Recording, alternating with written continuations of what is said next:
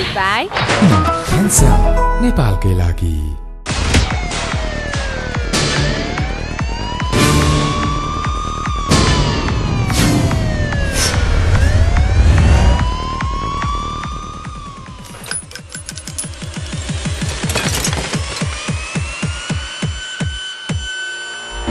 नमस्कार, अपराध र अपराधी विरुद्धको खबरदारी यो हो क्राइम स्टोरी। स्वागत छ, म रमेश धमला। पछिल्लो समय केही अपराध र अपराधीहरू विश्वको लागि निकै चुनौतीपूर्ण बन्दै गएको छ। विशेष गरेर मानव तस्करी, लागु औषध कारोबार तथा आतंकवाद जस्ता घटनाहरू अधिकांश मुलुकको लागि सबैभन्दा टाउको दुखाइको विषय बनिरहेको छ। यस्ता संगठित अपराध नियन्त्रणको लागि विश्वका करिब 190 राष्ट्र एक ठाउँमा उभिएका छन्। सबैले भनेका छन् यस्ता अपराधीलाई कुनै पनि देशले छाड्नु हुँदैन र छाड्ने पनि छैन। त्यसैको लागि स्थापना भएको थियो इन्टरपोल, जस मार्फत जारी गरिएका विभिन्न नोटिसबाट त्यस्ता अपराधी पक्राउ पर्ने गरेका छन्। इन्टरपोलले रेड कर्नर नोटिस जारी गरेको सूचीमा थुप्रै नेपालीहरू पनि छन्, जसमा नेपालबाट मात्रै होइन अन्य देशबाट पनि थुप्रै नेपालीलाई रेड कर्नर नोटिस अर्थात् पक्राउ सूची जारी गरिएको छ।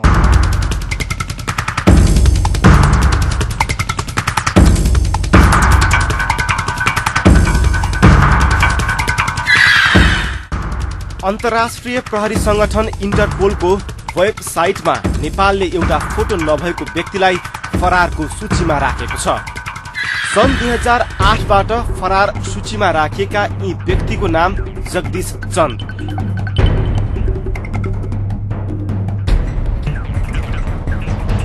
बैतडी आस्कोटका 49 वर्षीय चन्दमाथि हत्याको अभियोग लागेर फरार भएको भन्दै नेपालले उनी विरुद्ध रेड नोटिस जारी गरेको हो। सञ्चार उद्यमी जमिन शाहको हत्यामा संलग्न रहेको भेटिएपछि फरार भएका चन्द नेपाल प्रहरीका डीएसपी समेत हुन्, तर उनी अहिलेसम्म पक्राउ परेका छैनन्। उनीसँगै यो फोटो नभएका अर्को व्यक्तिमाथि पनि उनको विवरण सहित रेड नोटिस जारी गरिएको छ। काठमाडौँका उपेन्द्र खड्का माथि ठगीको आरोप लागेको छ। यसरी विभिन्न अपराध गरेर फरार भएका थुप्रै नेपालीहरूलाई नेपालले रेड नोटिस जारी गरेको छ। नेपालबाट मात्रै 12 जना नेपालीमाथि विभिन्न अपराध गरेको अभियोगमा रेड नोटिस जारी गरिएको हो।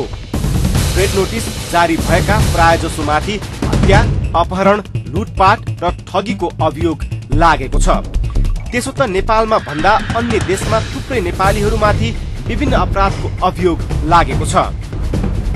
अहिले करिब 80 जना नेपालीमाथि विभिन्न देशबाट रेड नोटिस जारी भएको छ, जसमा नेपालबाट जारी भएका 12 जना छन् भने भारतबाट सबैभन्दा धेरै 25 जना माथि अपराधको अभियोग लागेको छ।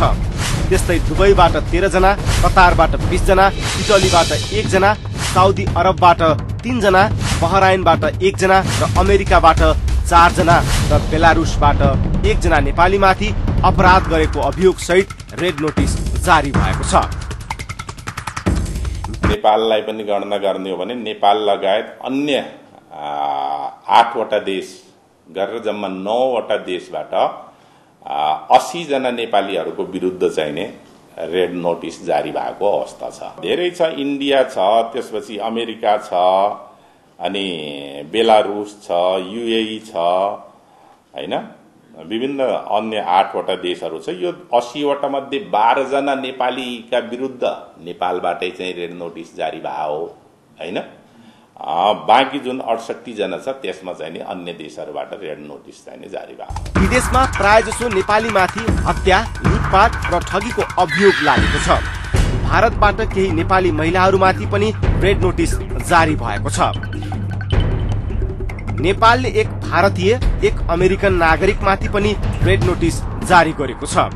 भारत राजस्थानका हल्दिया राहुलको कुनै फोटो त उपलब्ध छैन, तर उनी ठगी फरार भएपछि नेपालले रेड नोटिस जारी गरेको हो। 55 वर्षीय अमेरिकन नागरिक बेकर इनको यो फोटो राखेर इन्टरपोलले रेड नोटिस जारी गरेको पनि 6 वर्ष बितिसकेको छ। यिनले नेपालमा अवैध रूपमा वन्यजन्तुबाट बनेको सामान बिक्री गरेको अभियोग लागेको छ। कुनै पनि देशमा अपराध गरेर प्रमाणित भएको तर फरार रहेका व्यक्तिहरूमाथि यसरी रेड नोटिस जारी गर्ने गरिएको छ। इन्टरपोलले रेड नोटिस बाहेक अन्य विभिन्न नोटिसहरू पनि जारी गर्ने गरेको छ। इन्टरपोलले जारी गर्ने रेड नोटिस बाहेक डिफ्युजन नोटिस अर्को महत्वपूर्ण नोटिस हो। अदालतमा मुद्दा विचाराधीन रहेको कुनै अभियोगका अभियुक्त फरार छ भने उसलाई डिफ्युजन नोटिस जारी गरिन्छ। कुनै पनि व्यक्तिको सबको शनाखत हुन सकेन भने इन्टरपोल मार्फत ब्ल्याक नोटिस जारी हुन्छ भने हराएको व्यक्ति खोजीको लागि पहेँलो अर्थात् येल्लो नोटिस जारी हुन्छ। रेड नोटिस भनेको के हो भने कुनै पनि देशमा कुनै व्यक्ति विरुद्ध कुनै किसिमको चाहिने अपराध प्रमाणित भएको छ र त्यस्तो व्यक्ति चाहिने फरार अपराधी छ अथवा वारेन्ट जारी भइसकेको छ, उसको विरुद्ध अपराध प्रमाणित भइसक्यो अदालतबाट र ऊ चाहिने फरार छ भने त्यस्ता व्यक्तिहरूको विरुद्ध जुन चाहिँ नोटिस जारी हुन्छ त्यसलाई चाहिँ रेड नोटिस भन्ने गरिन्छ। त्यस्तै अदालतमा चाहिने मुद्दा चलिरहेछ हैन, अदालतमा मुद्दा चलिरहेछ तर अदालतबाट चाहिँ प्रमाणित भइ नसकेको अवस्था छ तर मानिस फरार छ, त्यसलाई ल्याउनु पर्ने अवस्था छ भने त्यसलाई चाहिँ हामी डिफ्युजन भन्छौँ। यो एक किसिमको परिपत्र जस्तो, त्यसलाई चाहिँ डिफ्युजन भनिन्छ हैन। र त्यस्तै अर्को यो भन्दा अर्को दुईटा प्रचलनमा बढी हुने भनेका एउटा चाहिँ ब्ल्याक नोटिस भनेर भन्छौँ हामीले हैन। ब्ल्याक नोटिस भनेको चाहिँ नि जस्तै जुनसुकै देशमा पनि डेथ बडीहरू मृत शरीर जुन फेला पर्छ तर त्यसको शनाखत भइसकेको हुँदैन हैन, त्यसको शनाखतको लागि चाहिँ नि जारी गर्ने जुन सूचना छ त्यसलाई चाहिँ हामीले ब्ल्याक नोटिस भन्छौँ। र त्यस्तै किसिमबाट अर्को अलिक बढी प्रचलितमा आउने भनेको येलो नोटिस हो। जुनसुकै देशमा पनि हराएका जुन व्यक्तिहरू हुन्छन् तिनीहरूको खोज तलासको लागि, खोजी कार्यको लागि चाहिँ नि येलो नोटिस चाहिँ जारी गर्ने। एक देशको अपराधीले अर्को देशमा गर्ने अपराधलाई ट्रान्सनेशनल अपराध भनिन्छ। पछिल्लो समय यस्ता अपराध गर्ने अपराधीहरूको सक्रियता बढिरहेको छ। त्यस्ता अपराधीलाई पक्राउ गर्न इन्टरपोल निकै सशक्त प्रहरी संगठन भएको बताउँछन् नेपाल प्रहरीका प्रवक्ता माधव प्रसाद जोशी। कुनै एक ठाउँमा गरेको अपराधी अर्को ठाउँमा पनि जान सक्छ एउटा कुरा, र अर्को कुरा भनेको अपराध एक देशमा मात्रै सीमित हुँदैन। जस्तै लागु औषधको कुरा गर्नुहोस्, यहाँबाट लागु औषध अथवा अन्य देशबाट लागु औषध संसारका विभिन्न देशहरूमा चाहिने जुन एउटा नेटवर्क छ त्यस्तै किसिमबाट मानिस चाहिने ओसार पसारको कुरो, मानव बेचबिखनको कुराहरू ती पनि एक देशमा सीमित हुने होइन, एक देशबाट अर्को देशहरूमा जाने हो। विस्फोटक पदार्थ, हतियारका कुराहरू, आतंकवादका कुराहरू हैन, यी सबै अन्तर्देशीय कुराहरू हुन्। त्यसैले एक देशसम्म मात्रै सीमित नभएर कतिपय अपराधहरू चाहिने अरू देशहरूसित पनि सीमित सम्बन्ध राख्ने हुनाले चाहिँ कारवाही गर्नलाई चाहिँ सजिलो होस् भन्ने चाहिँ नि यसको ध्येय। अपराधीको दायरा फ्राकिलो हुन नदिन नै इन्टरपोलको स्थापना भएको उनको भनाइ छ। नेपालमा प्रहरी प्रधान कार्यालयमा इन्टरपोलको कार्यालय छ जसको नेतृत्व प्रहरी महानिरीक्षक आफैले गरेका छन्।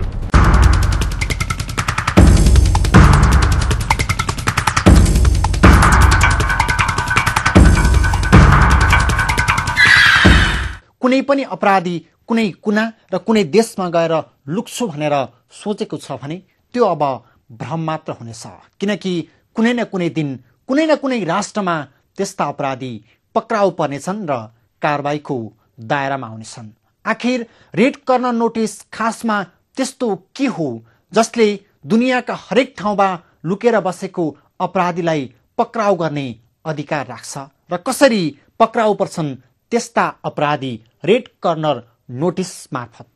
देखाउँछौं ब्रेकपछि।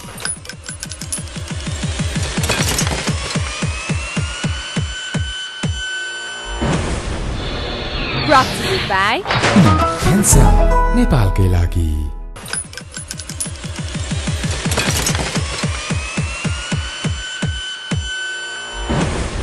दुनियाँ अपराधीहरूको चङ्गुलमा फस्दै गयो। विशेष गरेर आतंककारीहरूले आफ्नो सञ्जाल विस्तार गर्दै गए र उनीहरूलाई नियन्त्रण गर्नु सबैको लागि चुनौतीपूर्ण बन्दै गयो। त्यसैको लागि सन् 1956मा एउटा त्यस्तो प्रहरी संगठनको स्थापना भयो जसले तिनै अपराध र अपराधी नियन्त्रण गर्ने प्रतिबद्धता जनाएको थियो। त्यसलाई नाम दिएको थियो इन्टरपोल।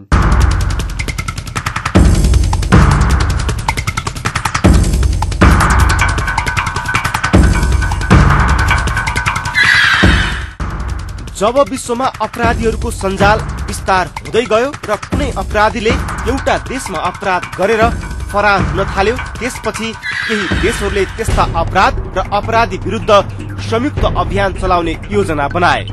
त्यसको फलस्वरूप इन्टरपोलको जन्म भएको हो। यसलाई इन्टरपोलको नामले सन् 1923बाट नामाकरण गरिएको हो।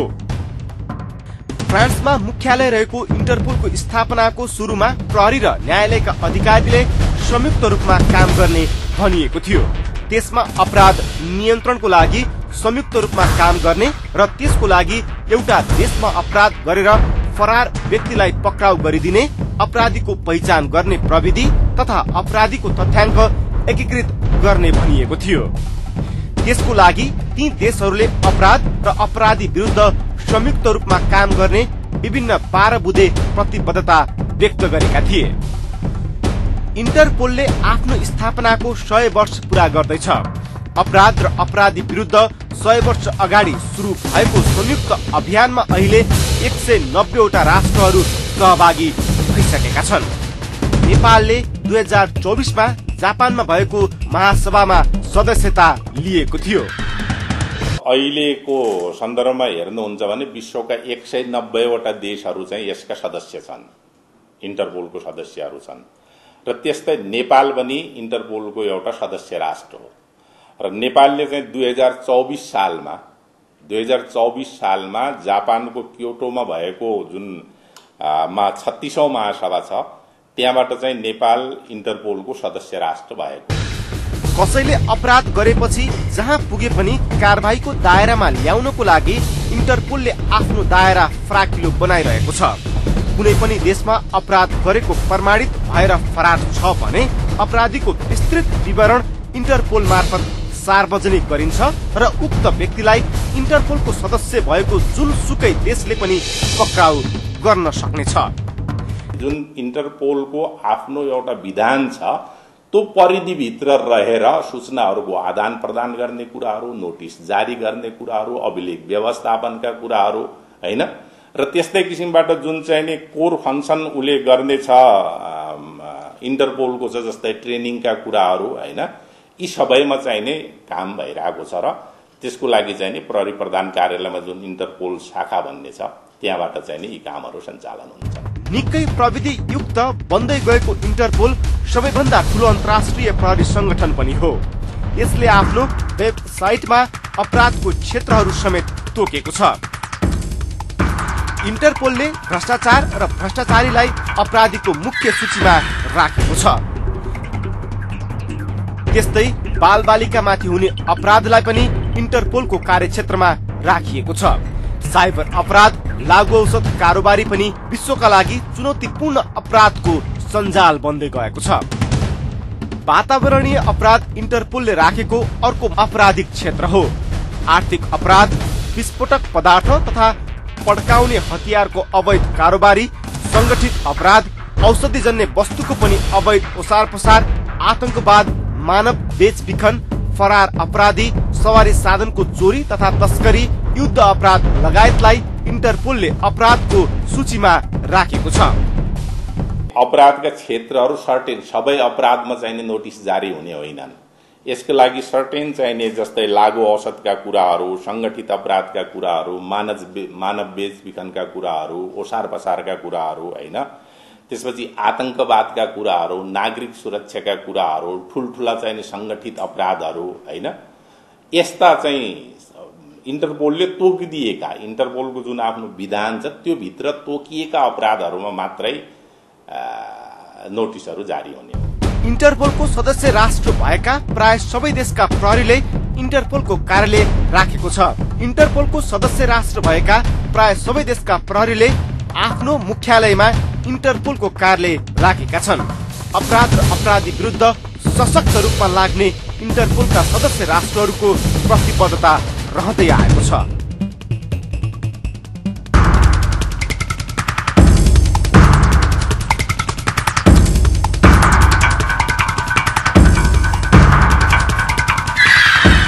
नेपाल जस्तो राष्ट्रको लागि इन्टरपोल एउटा यस्तो सहयोगी माध्यम बनेको छ जसबाट कुनै पनि अपराधी भाग्न सक्ने छैनन्। तर अब एउटा देशको एक्लो प्रयासले मात्रै अपराध नियन्त्रण सम्भव हुन छाडिसकेको छ। त्यसैले दुनियाँका सबै देश एकै ठाउँमा उभिएर अपराध र अपराधी विरुद्ध लाग्न जरुरी छ। आजको लागि क्राइम स्टोरी यति नै। अपराध र अपराधी विरुद्धको खबरदारी जारी छ। नमस्ते।